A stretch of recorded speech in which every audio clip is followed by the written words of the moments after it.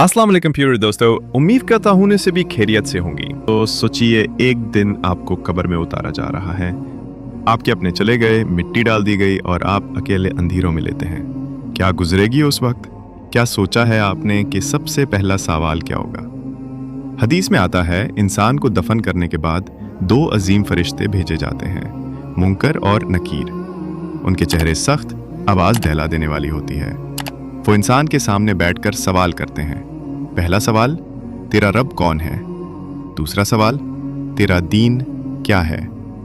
तीसरा सवाल, और तेरा नबी कौन है?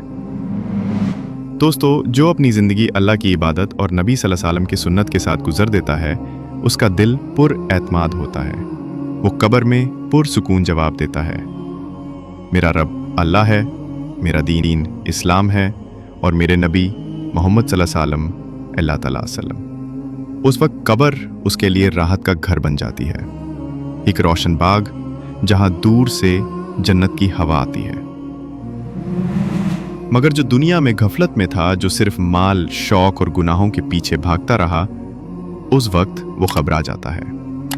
जब फरिश्ते सवाल करते हैं तो वो सिर्फ इतना कह पाता है, मुझे नहीं पता।